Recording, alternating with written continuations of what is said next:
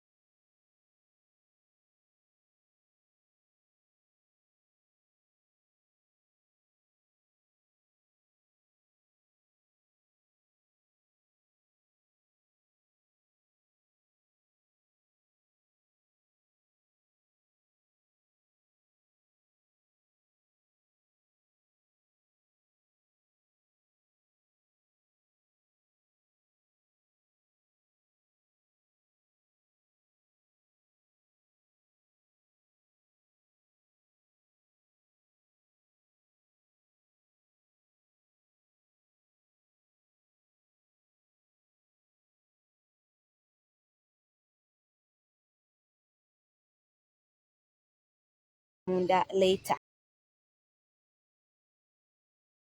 embeera bweti bwekyali nkugambye okuyingira wano gwatannaba kutuuka Katonga embeera bw'oba obadde watidde poliisi na biki embeera so ekyali nzikakkamu embeera tennabeerawo nnyo nti noba bbugumu liri awo ppitirivu okuva mbasajja abakuumaddembe abasajja ba poliisi njogedde abakuumaddembe omusajja n'atunuulira ng'alabira ddala ndi mu basi gakazigo but anyways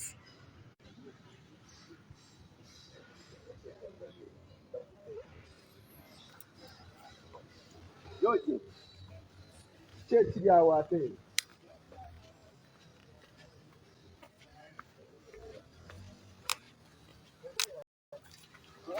agendawo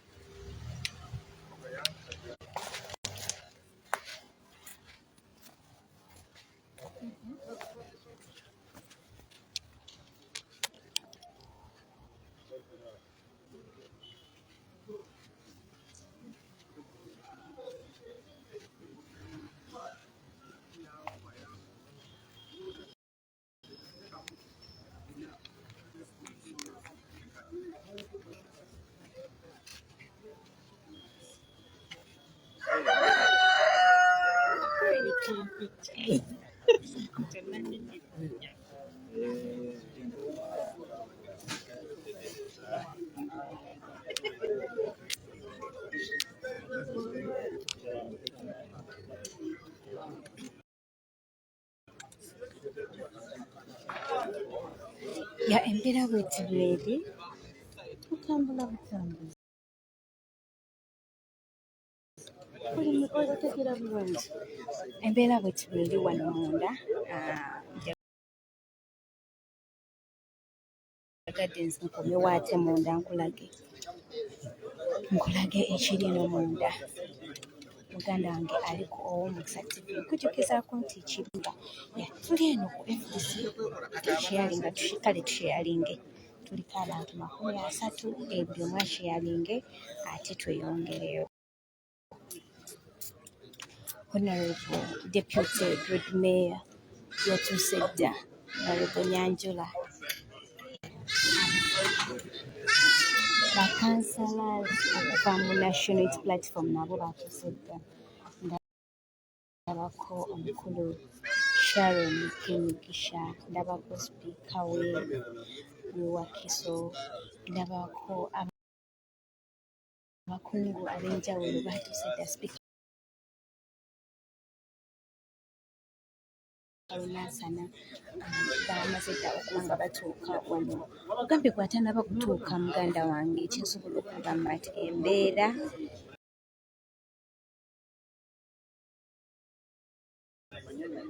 eri mu nteeko era wandibadde otuuka ng'obudde bukyali. Wandibadde otuuka nga obudde bukyali ddala nnyo.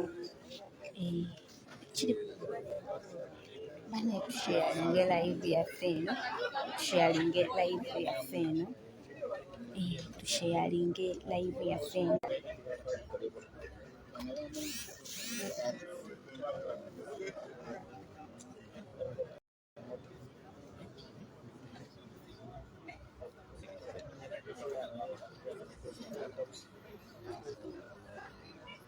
Nange njagalayo 5000.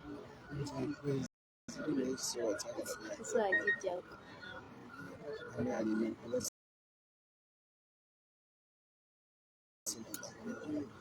Njagala nange kugula kati.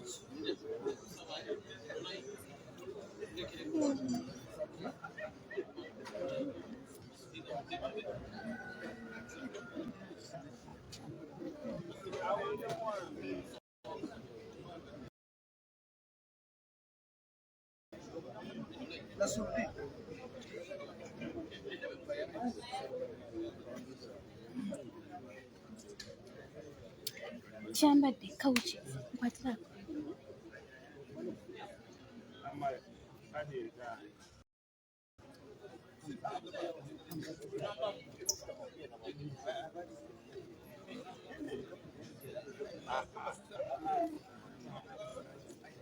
Kugambye embeera bwetyo bw'eri bwesobanya abo ampuliriza.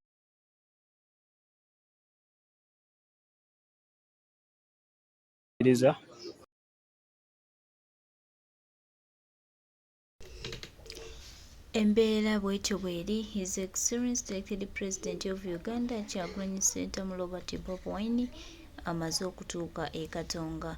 Weewaawo poliisi n'amagye byasoose tuzoganyamu naye ate Mukama atubeeredde mulungi ne bimala ne biswaluka era bwe bityo ne bidduka ne biva ku ofiisi zaffe. So baganda bange, mikwano gyange, nyongera obajukiza nti embeera bwetyo bw'eri, tebalina kye batugamba anti omukulembeze omulungi Kyagulanyi Ssentamu Bobi wWine, Deputy President of Uganda, gwe tugenda okuba naye wano e Katonga era amaze okuba nga atuuka.